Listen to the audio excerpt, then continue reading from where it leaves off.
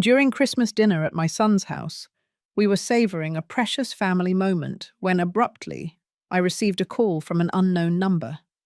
I answered, and a sharp voice cut through the warm silence. "You have to get back home immediately." When I demanded to know who was speaking, the person simply repeated with unnerving conviction, "Trust me, and go now," and then instantly disconnected the call. I rose from the dinner table, the unsettling urgency of the message overriding my manners. When I finally pulled up to the house, the sheer disbelief of what was unfolding was a physical shock. But before I continue with this story, please ensure you are subscribed to the channel and leave a comment telling me where in the world you are watching this video from. We genuinely love to see how far our stories reach. The day preceding that fateful Christmas day, the shrill ring of the phone sliced through my quiet afternoon like a razor blade. My son, Robert, had just called me, his voice unnaturally cold and utterly distant on the other end of the connection. "Mum, I've decided this year we are only going to be spending Christmas with our immediate, closest family. Without you." Every single word hit me with the dense, crushing weight of a large stone in my stomach. I remained utterly paralyzed in my worn leather armchair, the cozy fire crackling innocently at my back. The multicolored Christmas lights that twinkled so brightly through the window suddenly seemed to be actively mocking my raw loneliness. "But son, we have always—" What on earth happened? Did I do something wrong? "Nothing happened at all," he replied with chilling finality. "I just want a quiet, simple holiday. Victoria is completely on board with this decision." My chest tightened agonizingly. Victoria, my thoughtful daughter-in-law, who reliably saved the turkey wishbone for me every single year, the very woman who had called me just last month asking for my late husband John's special stuffing recipe.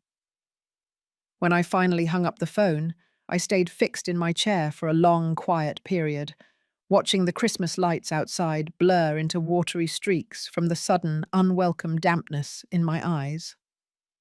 The tall grandfather clock in the hallway slowly chimed the hour of 8 o'clock. Each resonant note seemed to painfully underscore the total finality in my son's voice. Through the window pane, I watched the large, heavy flakes of snow begin to fall in thick, swirling clumps. The houses of our neighbors across the street glowed with a warm, inviting yellow light.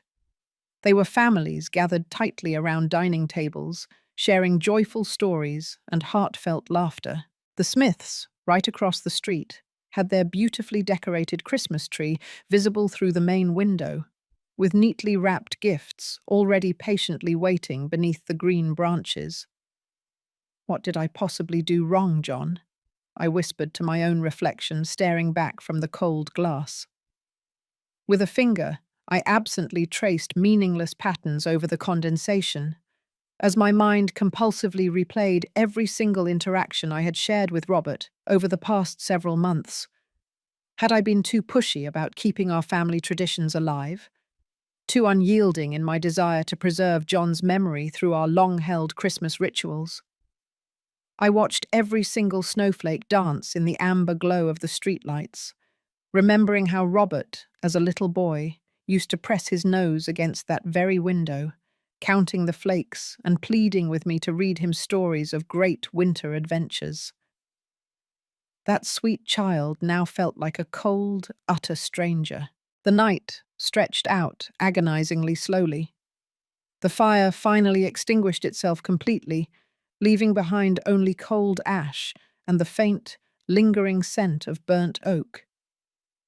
I drifted toward the kitchen, mechanically warming a can of soup I knew, deep down, I wouldn't eat. As the microwave hummed its low, steady noise, my mind repeatedly cycled back to Robert's voice, desperately searching for any clues I might have somehow overlooked. I decided to check the old telephone directory. Perhaps I should call him back one last time, to apologize for anything I could have possibly done wrong. As I pulled the heavy, worn yellow pages out of the drawer, Another item slipped out with them. It was John's cherished old photo album. My hands began to tremble noticeably as I opened the cover. On the very first page was Robert, at 5 years old, his infectious, gap-toothed grin stretching from ear to ear, proudly holding a wooden toy airplane beneath our massive Christmas tree. I turned the page with deliberate care. There was John in our vintage kitchen, flour dusting his rich brown hair like fine snow, laughing heartily as he meticulously rolled out the dough for sugar cookies. The next photograph stopped my breath completely. The three of us together, John holding baby Robert tight against his broad chest, my younger self with an arm lovingly around both of them, all of us beaming into the camera. We seemed utterly invincible back then, as if there was simply nothing in the world that could ever separate us. I distinctly recalled that Christmas morning 15 years ago, Robert clattering down the stairs in his Superman pajamas. John was making his renowned cinnamon rolls, while I feigned surprise at his overwhelming excitement. When did that sense of wonder truly die?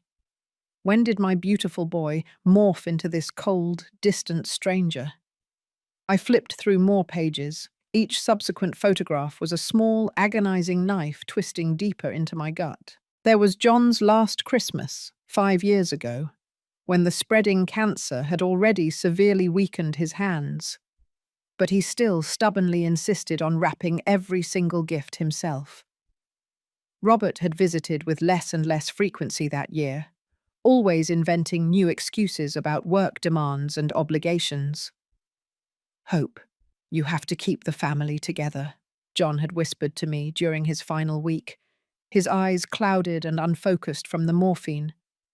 "Promise me you won't ever let the distance grow between you and Robert." I had solemnly promised him. Had I failed that promise so completely? The microwave beeped with sharp insistence, but I barely heard it. Nothing mattered at all except these frozen moments in time where we had been truly whole. I closed the album gingerly, but I gently removed the photo of John laughing in our kitchen. I placed it carefully on my nightstand, ensuring I could see his warm smile the very first thing upon waking. As I undressed for the cold night, John's side of the bed seemed impossibly vast and echoing, just as it had been for 5 long, lonely years. But tonight, it felt even more hollow, as if the unexpected loss of Robert had somehow doubled the isolation that already permeated these silent rooms. The morning light struggled to filter through the half-closed curtains, casting long, weary grey shadows across my breakfast table. The newspaper lay folded neatly beside a bowl of rapidly cooling oatmeal, as I habitually scanned the obituaries, a routine that seemed to gain morbid relevance with each passing year. The electronic chime of the phone startlingly broke the quiet, causing my spoon to clatter against the ceramic bowl. After the confrontation the night before, any unexpected call felt instantly like a mounting threat. I checked the caller ID with noticeably trembling fingers, and my heart instantly accelerated upon seeing Robert's name. "Hello," I answered, my voice sounding far more cautious than I had intended. "Mum!" This time, I noticed a tiny flicker of genuine warmth creeping around the edges of that single, important word. "I truly want to apologize for the call last night. I was completely out of line and wrong." Relief flooded over me with such dizzying speed that I had to firmly grip the edge of the table to keep myself steady. "Son, I am so incredibly relieved you called. I was honestly worried I had done something terrible." "No, Mum. You did nothing wrong at all.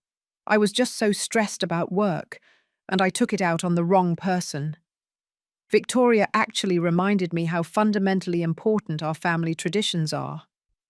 We want you to come to Christmas dinner after all." "Of course I'll be there," I instantly replied, joy bubbling up inside me like effervescent champagne. "I'll prepare your father's famous turkey recipe, and I'll make the cranberry sauce." "That sounds absolutely perfect. Please bring everything you usually make," he said. and then there was a noticeable pause. Victoria is really excited, he continued. The kids have been asking incessantly for more stories from Grandma Hope. Something about his sudden, intense enthusiasm sounded strangely rushed, almost as if it had been rehearsed, like he was reading from a required script. Robert, what made you suddenly change your mind so fast? Yesterday you seemed so completely certain. I simply realized my mistake. That's all it was, he answered, his words stumbling over my question. I have to go now. Work calls. We'll see you on Christmas Day around noon. Wait, son. Can we just talk privately? I love you, Mum. See you soon. The call abruptly disconnected. I was left holding the phone, staring at it as though it might magically yield answers. For a brief moment, pure, unadulterated joy coursed through my veins. Christmas was saved, my family was restored, but in the heavy silence that followed, doubt began to filter in, cold and insidious, like air through a cracked window pane. Something in Robert's voice hadn't sounded quite right. The actual words were correct. The apology was appropriate. But the delivery felt hollow and mechanical, as if he were merely checking off items from a predetermined list. I walked over to the kitchen window, where last night's unexpected snowfall had transformed the backyard into a pristine, white paradise. The miller's children were already out there building a colossal snowman. Their innocent laughter floated across to me. Normal, regular families doing normal, regular things on a perfectly normal December morning. Perhaps I'm just overthinking this, I murmured to John's comforting memory as I continued my morning routine. Dishes in the sink, newspaper sorted for recycling, mug rinsed clean. That uncomfortable feeling, however, only grew stronger. Robert had actively avoided any attempt at a deeper conversation, fleeing the phone as if he genuinely feared awkward questions. Something he had said resonated chillingly in my memory. Victoria actually reminded me how fundamentally important our family traditions are. Since when did Victoria need to remind Robert of something so basic? And why mention her support so specifically? As if he needed her explicit permission to invite his own mother to Christmas. The next 3 days were a complete blur of fierce determination. I woke up on December 22nd with an unusual surge of energy I hadn't felt since John's death, happily humming Christmas carols while preparing my coffee. My notepad quickly filled up with detailed menu plans and extensive grocery lists, every item meticulously double-checked. Turkey, cranberry sauce, John's stuffing, I murmured aloud, tapping the pen purposefully on the table. Everything had to be absolutely perfect. This was my vital chance to prove that family traditions still deeply mattered, that some bonds couldn't be broken by grief or the passage of time. The butcher shop on Oak Street was teeming with a buzz of holiday shoppers. When my turn finally came, I leaned over the counter with the focused intensity of a woman firmly on a mission. I require your absolute best turkey, I informed the round-faced butcher. It's for a very special, important family gathering. The 22-pound turkey he proudly presented looked stunningly perfect and plump, like something featured in a magazine. I paid the full price without a single word of haggling, already vividly imagining the moment I would carry it into Robert's kitchen. December 23rd took me straight to the busy mall, where the massive crowds pulsed between the brightly lit, festive stores. At the toy store, I carefully selected a scale model airplane kit for Danny, a vintage Cessna that fondly reminded me of the wooden plane in that old photograph. For Sarah, I chose a comprehensive art set with a brilliant array of coloured pencils, arranged like a perfect rainbow in a wooden box. That night, I gathered fragrant herbs from my sheltered winter garden for John's signature marinade. The actual recipe, written in his precise, careful handwriting, was propped up against the sugar bowl as I meticulously minced garlic and plucked fresh rosemary leaves. John, I truly hope I remember this correctly, I whispered to his photo on the windowsill. It must be perfect. The marinade came together as a thick, green, wonderfully fragrant paste. Garlic, rosemary, thyme, olive oil, and John's special secret ingredient, a touch of white wine. I gently massaged it, deep beneath the turkey's skin, with careful, loving fingers, feeling as though I was performing an ancient, powerful ritual of reconciliation. Christmas Eve morning arrived cold and grey, but my mood remained unexpectedly buoyant. I wrapped the children's gifts with military-level precision, flawlessly folding corners and tying ribbons into perfect, symmetrical bows. My best Christmas shirt was ironed and ready, with a liberal spray of cologne applied like emotional armor for the coming battle. As the evening approached, however, an undercurrent of deep-seated unease began to subtly infiltrate my thoughts.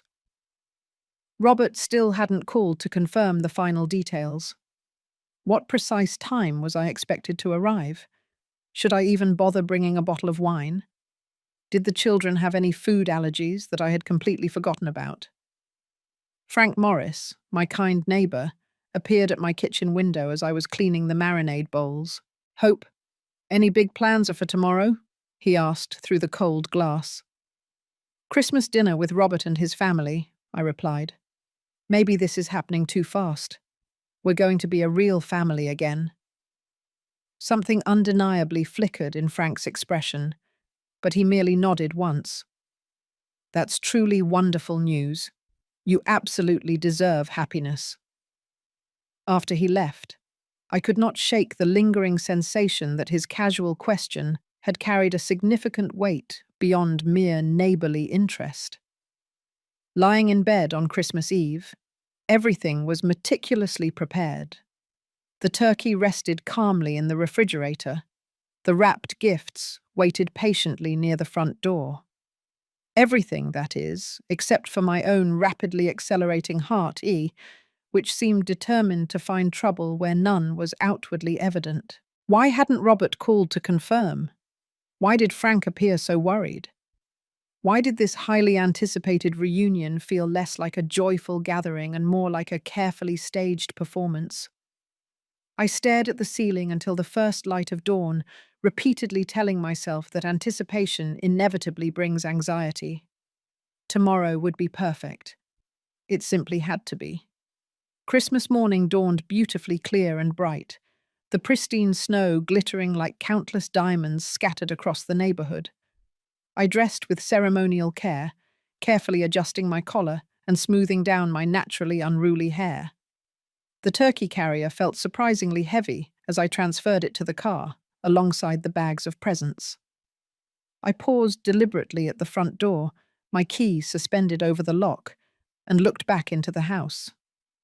Empty rooms stared back at me through the frost-covered windows, patiently awaiting my return. A sudden, cold feeling touched my back, but I quickly shook off the sensation and made my way to the car. Today was about reclaiming family. Today was about deep, necessary healing. The road surface leading to Robert's house crunched under my tires, the ice crystals sparkling intensely in the bright sunshine. Christmas lights perfectly delineated every window and door frame, creating a picture-perfect postcard scene that constricted my chest with a renewed sense of hope. I carefully maneuvered the turkey carrier and the heavy bags out of the car, the frigid air biting sharply at my cheeks as I approached the front door. Before I could even raise a hand to knock, the door swung open, revealing Victoria's immediate warm smile, with flour delicately dusting her red sweater like confectioner's sugar. "Hope, thank goodness you're here. Please come in before you completely freeze." The entire house smelled richly of cinnamon and fresh pine. Christmas music drifted softly from speakers hidden from view, as the coloured lights cast gentle, rainbow-like shadows across the polished hardwood floors. Danny appeared at my side as if by magic, enthusiastically hopping on the balls of his feet with barely contained excitement. "Grandma Hope, did you bring us presents? Can we open them right now?"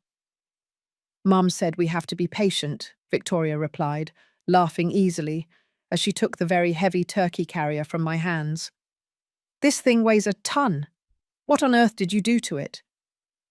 The secret lies in John's marinade, I explained, carefully unwinding my scarf. 24 hours of garlic, rosemary, and patience. Martha and Joseph Harrison, Victoria's parents, greeted me with genuine warmth.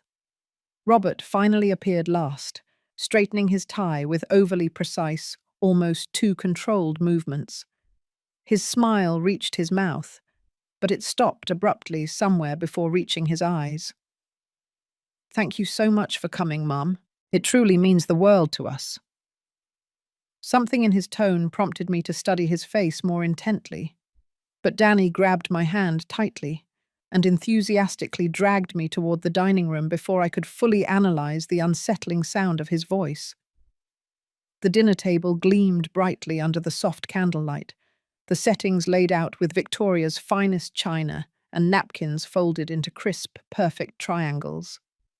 My turkey immediately took center stage, its golden brown skin glistening richly under the light of the chandelier. Would you like to carve it, Hope? Victoria asked, offering me the electric carving knife. You are the true artist here.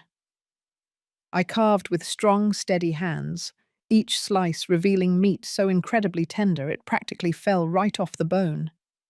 The marinade had undeniably worked its magic, the herbs creating a fragrant, enticing crust that elicited murmurs of deep appreciation from everyone. Conversation flowed easily, like the wine, throughout the dinner. Joseph asked about my retirement projects. Martha enthusiastically praised every single dish. The children chattered animatedly about school and friends, their voices bright with the excitement of the holiday. Even Robert seemed to visibly relax, sharing stories about his work that sounded almost convincingly natural. But I could not help noticing the disturbing small details. How he would nervously check his watch whenever he thought no one was looking. How he flinched almost imperceptibly whenever a phone vibrated with a notification. His laughter hit all the correct notes, but something underlying it sounded profoundly hollow, like a distant echo in an otherwise empty room. Grandma, can we please open the gifts now? Sarah asked gently after dessert, her voice soft but filled with hope. Please, please, please, Danny added, bouncing restlessly in his chair until Victoria placed a comforting, steadying hand on his shoulder. In the living room, wrapping paper soon spread out across the carpet like a colourful snowdrift. Danny's eyes widened instantly as he unwrapped the model airplane kit. A Cessna, just like at the air show. Can we build it together, please? Of course, I promised, feeling a warm, familiar heat spread through my chest. That is precisely what grandmas are for. Sarah hugged her new art set tightly, already planning her upcoming masterpieces. I'm going to draw our whole entire family, even great-grandpa John, so he can still be with us too. The room fell quiet for a noticeable moment, John's absence suddenly profoundly present among us, like an acknowledged, invisible guest. But it wasn't the sharp, stabbing pain I had carried for 5 years. It was something far gentler, as if he were smiling at all of us from some distant, peaceful place. He would have absolutely loved this, I said, my voice sounding a little hoarse and rougher than I intended. As the evening wore on into night, the lingering warmth of the meal enveloped us all like a comfortable, familiar blanket. Joseph and I began a lively discussion about baseball, while Martha quietly helped Victoria with the inevitable dishes. The children were happily playing on the floor with their new treasures, their bright laughter providing a joyful, rhythmic soundtrack to our adult conversation. I loosened my collar and leaned back deeply into the armchair, feeling more genuinely contented than I had in months. This, I realized, was precisely what Christmas was meant to be. Family gathered, traditions deeply honored, and love shared openly between generations. My phone vibrated against my chest. A soft, distinct hum felt through my jacket pocket. I ignored it at first, not wanting to shatter the perfect spell of this lovely evening, but it buzzed again immediately, insistent and persistent like a stubborn bee. "Excuse me, just one moment," I said to Joseph, who was engrossed in describing his grandson's particular baseball skill. The small powder room near the hallway offered a brief respite of privacy, its closed door muffling the happy sounds of family conversation. Unknown number glowed ominously on my phone screen. I almost instantly declined the call. Who, after all, calls on Christmas Eve except persistent telemarketers or obvious scammers? But when the ringing stopped and immediately began again, sheer irritation finally overtook caution. "Hello? Who is calling on Christmas?" "You need to go home immediately." The voice cut through any attempt at polite manners like a cold, sharp blade. It was a man, his voice urgent. Unknown. I blinked rapidly at my own reflection in the mirror, watching my expression shift from initial annoyance to mounting serious confusion. "Who is this? What are you possibly talking about?" "That really doesn't matter right now. Just go home." My hand instinctively squeezed the phone tightly. Behind the closed door, I could distinctly hear Danny explaining the components of his model airplane to his grandmother. Normal, familiar sounds of a cherished Christmas night that suddenly felt terrifyingly distant. "I don't understand anything you are saying. What exactly is happening?" "Trust me and go now." The call was abruptly cut off. I stood there staring intently at the phone as though it could somehow explain itself. My reflection in the mirror looked undeniably older somehow. The lines of worry around my eyes seemed far deeper. The stranger's voice carried an intense, genuine conviction that squeezed the breath painfully from my chest. What could possibly be wrong at my house? A fire? A robbery? Had I accidentally left something dangerous turned on? My mind raced wildly with possibilities as my heart rate soared. But this, I reminded myself, was Christmas dinner, my first true whole family gathering in 5 years. How could I possibly leave based only on a cryptic warning from a complete stranger? Through the door, I heard Robert laugh loudly at something Joseph said, the sound sharp and excessively bright.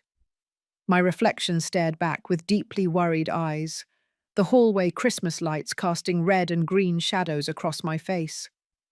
The stranger's voice echoed with insistence in my memory. "Trust me and go now." Trust who? Why? What possible catastrophic emergency would require such extreme urgency that a stranger would track down my private number on Christmas Eve? Even as the questions violently multiplied, my body was already responding to primal, screaming alarm signals. My shoulders had tightened defensively, my breathing had become shallow and frantic. Some ancient, deeply buried part of my brain screamed that this call was absolutely not random. I pictured my quiet, empty house in the deep December darkness. What if someone was actually inside, crudely rifling through my belongings? What if it was flooding or burning down? "Mum, are you okay in there?" Robert's voice came through the door, sounding worried and perfectly timed. "Just a minute more," I replied, my voice somehow firmer than I felt inside. I took a single, deep, bracing breath, preparing myself for whatever came next. The stranger's intense urgency had completely infected me. I could no longer ignore it. I could not logically explain it.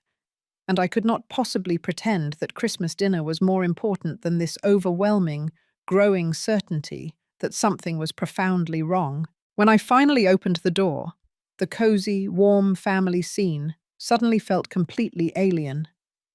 Children's laughter, adults calmly conversing over coffee, the soft, steady glow of the lights that had felt so comforting just an hour ago. "Is everything okay, Mum?" Robert looked up instantly, something flashing behind his eyes that could have been worry or cold calculation. I absolutely need to go home, I said, more harshly than I intended. There is an emergency. Someone called. Something is wrong at the house. The entire room fell into immediate silence, broken only by Danny's model airplane making realistic flying sounds as he navigated it between the furniture. What kind of emergency is it? Victoria asked, a clean dish towel still clutched in her hands. My fingers fumbled nervously with the buttons of my coat, muscle memory failing completely under the mounting stress. I don't know any details yet. They just said I have to go home right away. Robert stood up immediately. His face was a picture of confused, perfect concern. Who called? Why wouldn't they clearly explain what was wrong? For a fraction of a second, I intensely studied my son's expression, searching for something I couldn't name. His stated concern seemed superficially genuine, but there was a deep-seated tension beneath it, a controlled anxiety that simply did not match his words. I have to leave. I bent down quickly to kiss the children goodbye. Their small faces looked up at me with innocent, bewildered perplexity. Thank you for a truly wonderful Christmas dinner. I sincerely apologize for having to leave like this. The cold December air hit my face like a sharp slap as I sprinted toward the car. In the rearview mirror, I could see the family grouped together at the doorway. Victoria was hugging herself tightly against the cold, Joseph was shaking his head slowly, and the children were pressing their little faces against the window. Robert stood slightly separated from the rest of the group, his silhouette dark against the warm light spilling out from inside. The suburban streets stretched out empty before me, the festive Christmas lights twinkling from house to house like distant, cold stars. The car radio was playing Silent Night, but nothing about this tense night felt peaceful or sacred.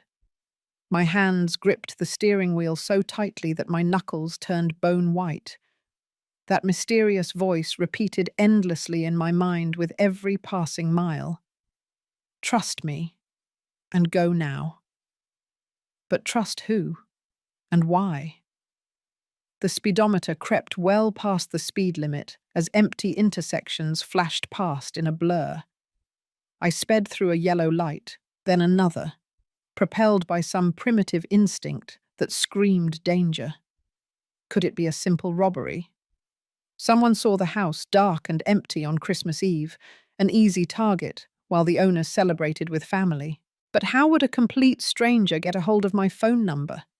How would they even know I wasn't at home? My mind circled back to Robert's behavior during dinner, the way he kept checking his watch, that forced, hollow laugh, the noticeable look of relief that had flashed across his face when I announced I was leaving. Was I wildly imagining connections that simply did not exist? Or had my son genuinely seemed almost anxious to see me go?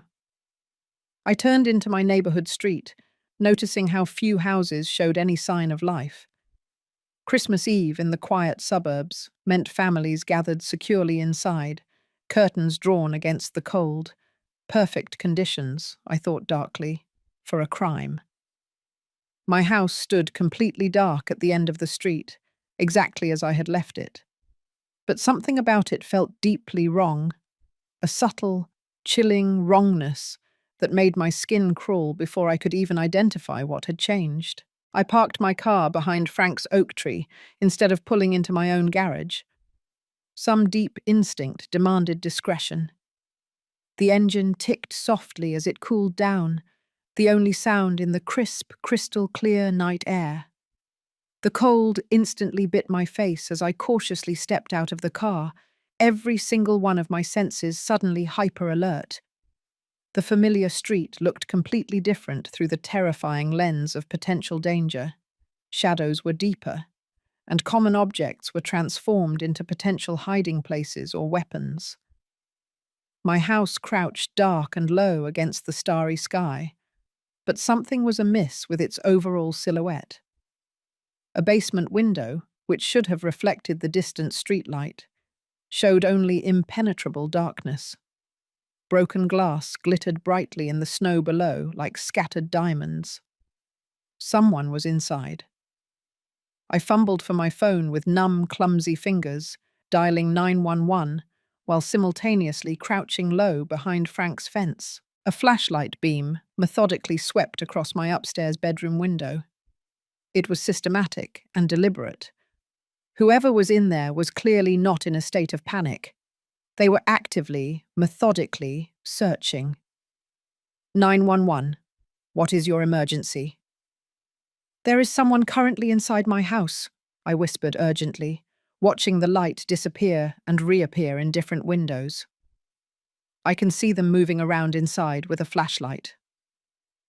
The dispatcher took my address and instructed me firmly to remain well away from the house until the responding officers arrived, estimating about 15 minutes.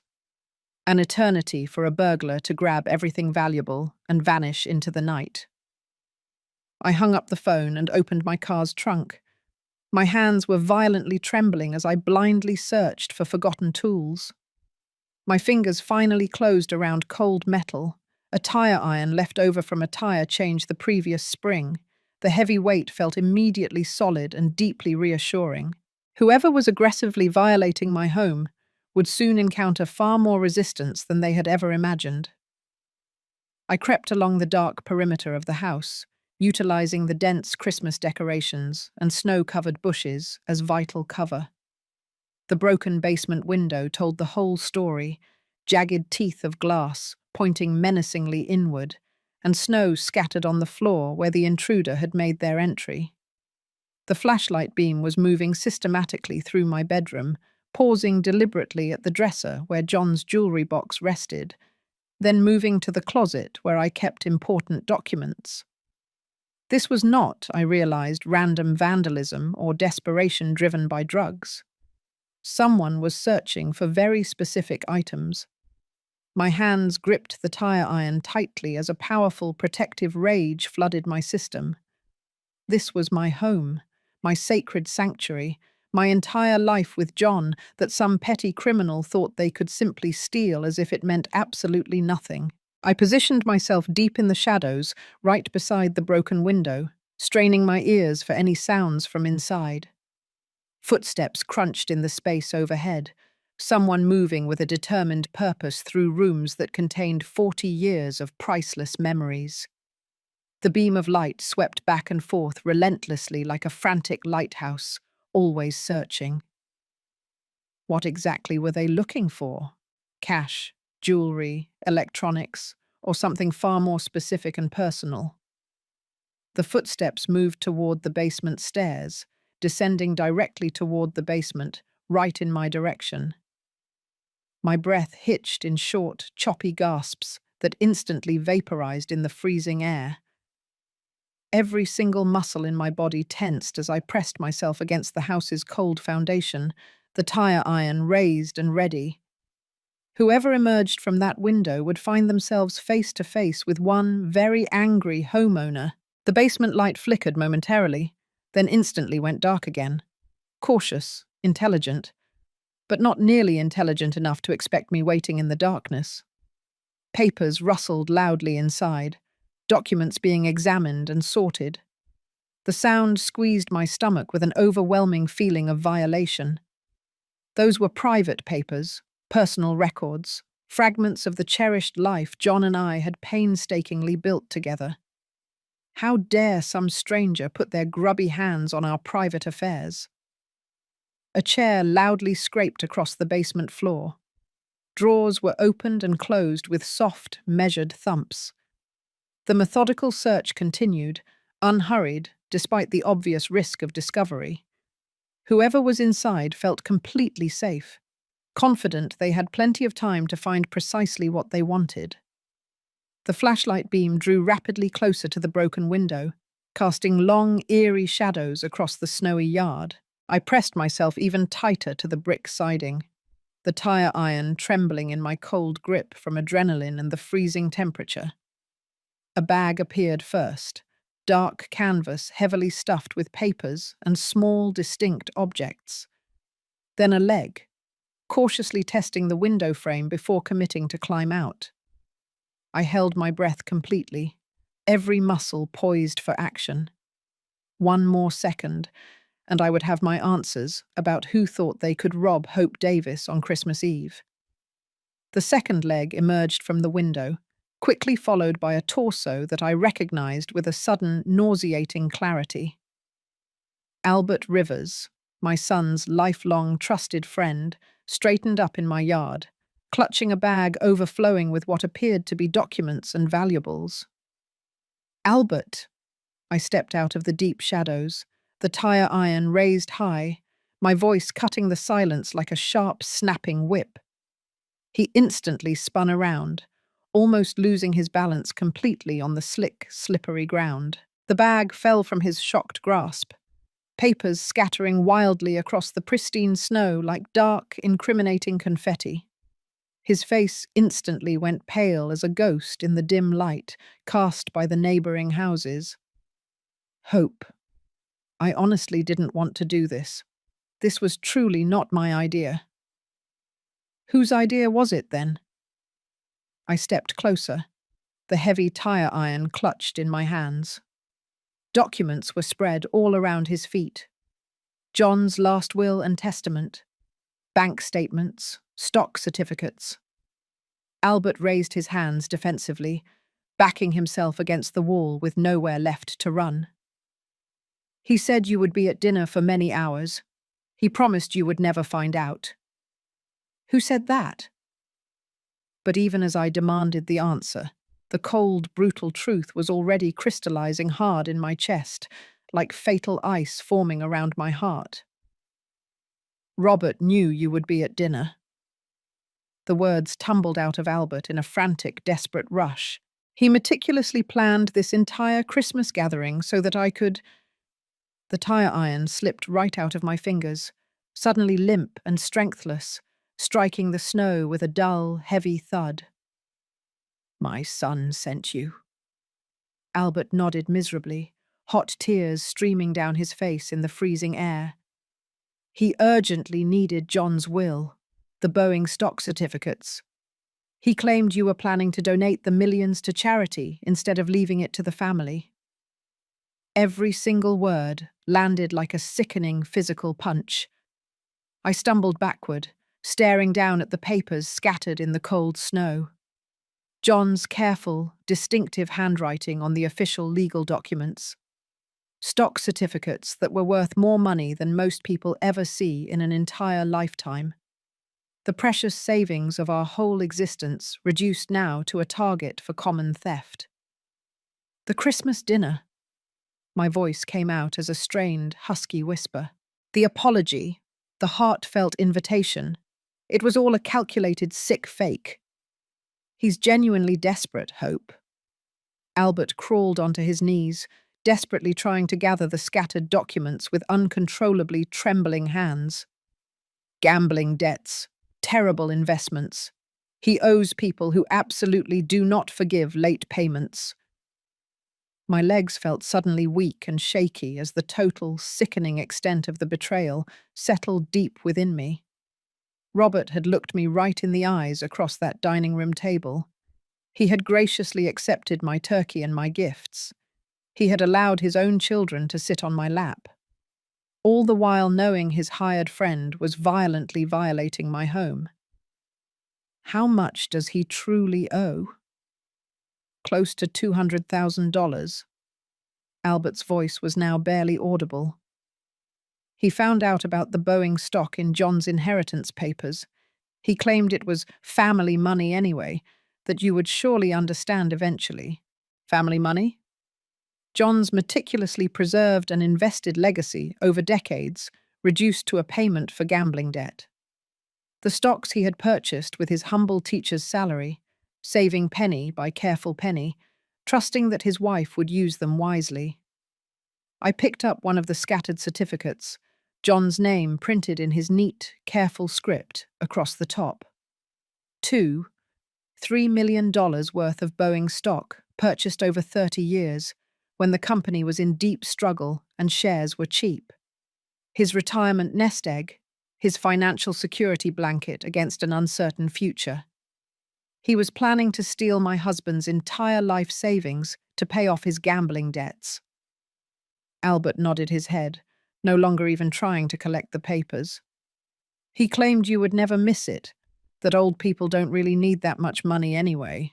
The casual, dismissive cruelty of that statement, discarding 68 years of my life as utterly irrelevant, reducing John's sacred memory to a mere target for theft, caused something deep inside me to snap like thin ice on a frozen lake. My phone began to loudly ring again, the sound shrill and insistent in the cold winter silence. I looked at the screen. Robert calling. "He's probably wondering why you left dinner so early," Albert said miserably. "He's going to be absolutely furious that I got caught." I stared at my son's name on the screen, my thumb suspended over the answer button. Behind me, the sharp wail of police sirens howled in the distance, growing rapidly closer. In front of me, scattered across the pure white snow, lay the scattered remains of John's hard-won trust and my rapidly fading faith in family. The phone continued to ring, insistent like guilt, demanding like raw greed. The sirens wailed louder and closer, red and blue lights beginning to flash vividly through the bare tree branches like a cruel, twisted Christmas light display. They were upon Albert, who remained shrunken and huddled in the snow next to my scattered documents, his painful confessions still echoing in the freezing air. Two distinct police cars rounded the corner, their headlights sweeping across my yard and illuminating the broken window like critical evidence in a crime scene photograph. The officers emerged with practiced, efficient readiness, their hands resting near their belts, their eyes quickly assessing the entire situation. "Ma'am, are you the homeowner who placed the 911 call?" The female officer approached with quiet authority, her badge reflecting the Christmas lights of the neighboring houses.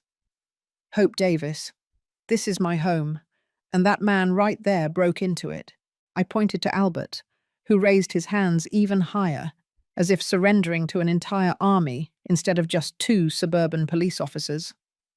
The second officer knelt down beside Albert, beginning the all-too-familiar ritual of reading rights and applying handcuffs, while her partner focused her attention on me.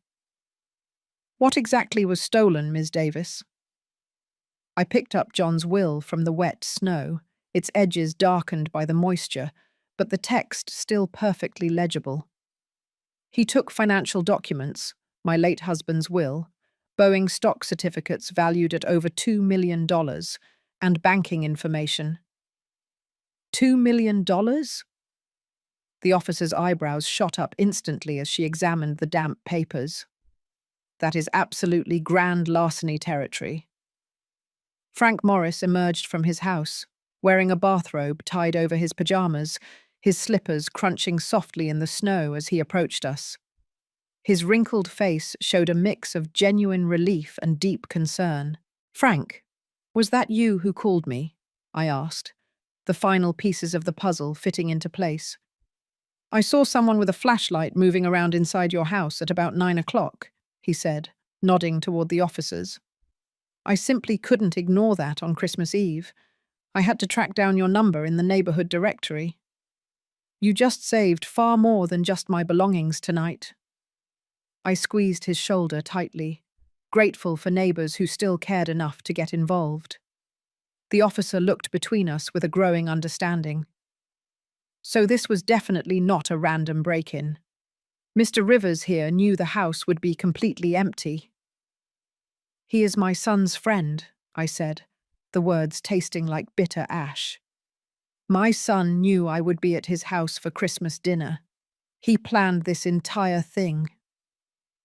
Albert, now fully handcuffed and seated in the back of the patrol car, looked out the window with the defeated expression of someone watching their entire future collapse. The officer, taking his formal statement, nodded gravely as the sordid details emerged. The gambling debts, the calculated, planned theft, the brutal manipulation of family traditions. My phone rang again, the sound harsh and strident against the official, tense atmosphere of the crime scene. Robert on the screen was a stark, painful accusation. "Should I answer it?" I asked the officer. "Go ahead. It might be interesting for us to hear what he says." I accepted the call, putting it on speakerphone so both officers could clearly hear. "Hello, Robert." "Mum, where on earth are you? We are all getting so worried."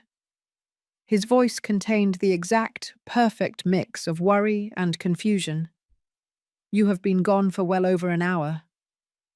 "I'm on my way back now, son. We urgently need to have a conversation." The silence stretched long and tense across the connection, and I could practically hear Robert's mind racing furiously to interpret my unfamiliar tone. "Are you truly all right? You sound so different." "Everything will become crystal clear very soon." I abruptly hung up before he could ask any more questions.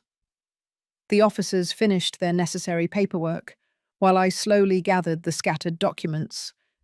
Each single piece of paper represented a precious fragment of John's legacy that had almost been brutally stolen by his own son. The Boeing stock certificates felt incredibly heavy in my hands, far heavier than their actual physical weight suggested. 30 years of John's careful investment, saved cent by cent from his teacher's meager salary. "We will need you to come in tomorrow to finalize your complete statement," the officer said, handing me her official card. "Mr. Rivers will be charged with breaking and entering, attempted grand larceny, and likely other charges once we sort everything out." Frank walked with me to the car as the two police cars drove slowly away. Albert's pale, defeated face was visible through the back window, like a terrible ghost of Christmas future. "Are you absolutely sure you're okay to drive back there right now?" Frank asked. "That is going to be a very difficult conversation." I looked back at my house one last time. The broken window, the disturbed, messy snow, the Christmas wreath on the front door, which suddenly seemed to mock the entire notion of peace on earth. Some conversations simply cannot wait, Frank. Some brutal truths must be spoken while they are still fresh. My car started reluctantly in the biting cold, the engine protesting loudly. As I backed out of the driveway, my headlights swept across the festive Christmas decorations at the door. Their cheerful red bow was a bitter, painful contrast to the family destruction I was about to unleash. But John's will was securely resting right beside me on the passenger seat, rescued from both robbery and betrayal. Whatever the outcome, his lasting legacy would be protected.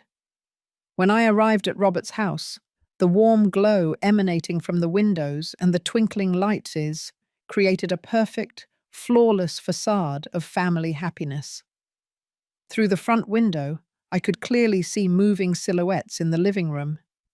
My son was nervously pacing back and forth near the Christmas tree, while Victoria gesticulated with obvious, deep concern. The recovered documents lay heavily on the passenger seat, like crucial evidence in a court case. John's will, slightly damp but perfectly legible. The stock certificates that bore his careful signature from decades past. I took them up carefully, each single paper now a powerful weapon in the battle for truth that I was about to fight. I did not bother to knock on the front door. This was still, technically, family, even if that sacred word had been irrevocably poisoned by raw greed and cruel betrayal. The front door opened instantly onto a scene of worried domesticity. Victoria was neatly folding dish towels near the kitchen entrance.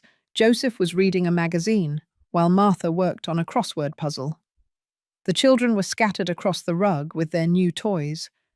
They all looked up abruptly when I entered, and I watched as Robert's face transformed instantly from initial relief to profound confusion, and then to a rising sense of desperate alarm as he finally registered my expression.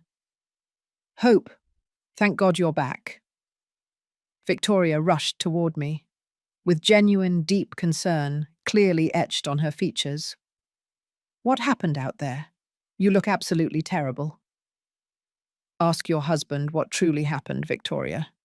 I placed the documents onto the coffee table with a deliberate, ritualistic ceremony, arranging them so everyone in the room could clearly see John's familiar handwriting on the will. The official paper with the Boeing letterhead on the certificates, the bank routing numbers on the financial statements. Robert stared down at the papers as if they were the cold, damning evidence for his own execution. Mum, I don't understand what any of this is about. These are John's will and the Boeing stock certificates that Albert just attempted to steal tonight. He is currently in police custody, charged with breaking and entering and attempted grand larceny. Joseph's magazine quietly slid from his hands. Stock certificates? What kind of stocks? John left me $2.3 million in Boeing stock. I watched every single face process this shocking piece of information. Surprise, confusion, and then a crushing comprehension. He bought them over 30 years by investing his teacher's salary when the company was in deep trouble. Robert found out I planned to donate the entire inheritance to veterans organizations and educational charities. Mum, that is our family inheritance. Robert's carefully constructed facade completely shattered, revealing the raw desperation that had been lurking underneath. You can't just give absolutely everything away to strangers. I can do exactly what I choose with my money, but you chose to steal it instead of discussing it with me. Victoria sank heavily onto the sofa, a hand clamped over her mouth as the final horrifying pieces clicked into place. The Christmas invitation, the sudden, strange reconciliation, all meticulously planned to give Robert a perfect alibi while his friend brutally robbed my house. I turned to look my son directly in the eye. You used Christmas. You used the innocent joy of your own children, your wife's genuine kindness. You used my profound grief for your father to cover up a felony robbery. Martha's crossword puzzle fell unnoticed to the floor, forgotten. Robert, please, tell us this is not the truth. But Robert could no longer deny anything.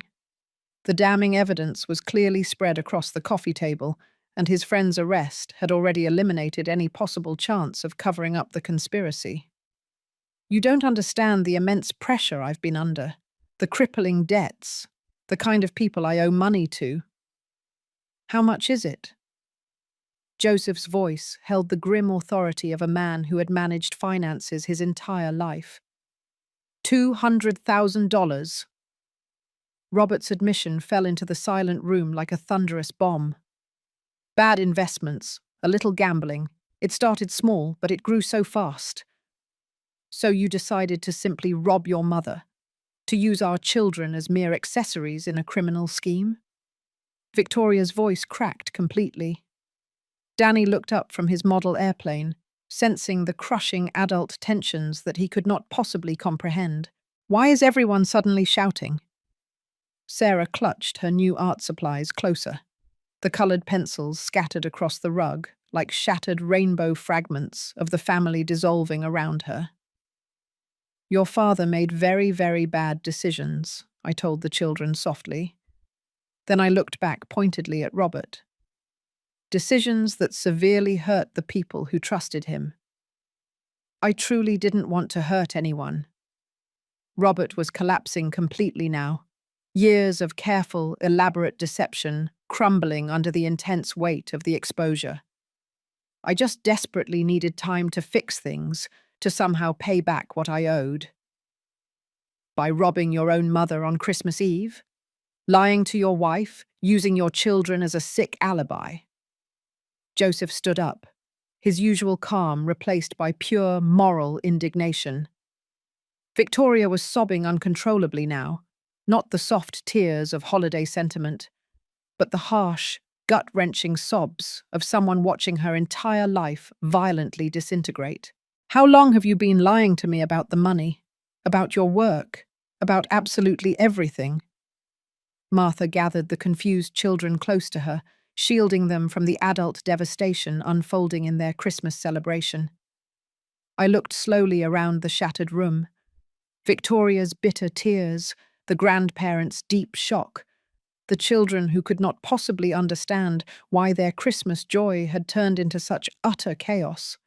My son huddled miserably in his chair, with his head buried in his hands. This family was utterly broken, efficiently carved apart by raw greed as cleanly as any blade could cut. The Boeing stock will go to veterans programs and education funds, precisely as John would have absolutely wanted. I collected the documents from the table, steeling myself to leave this horrific shipwreck. He believed in deeply helping others, in purposefully building something meaningful. You turned his entire legacy into a target for common theft. I stood to leave, pausing one final time at the doorway to look back at the destroyed Christmas scene. Victoria was still openly weeping. Joseph was comforting Martha.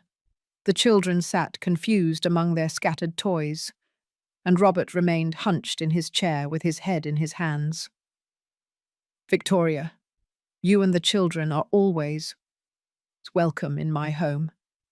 You are completely innocent in this whole mess. I walked out into the cold December night, leaving behind the deceptive warm lights and the heartbreaking wreckage of what was once my family. The very next morning, the light filtered gently through the kitchen window, casting long shadows across the table where John's rescued documents lay neatly arranged beside his photograph.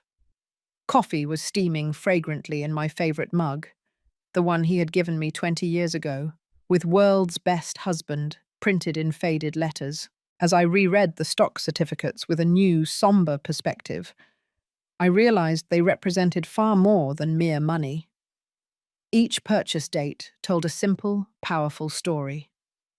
September 1995 saw, when Boeing was deeply struggling with layoffs and John saw an opportunity.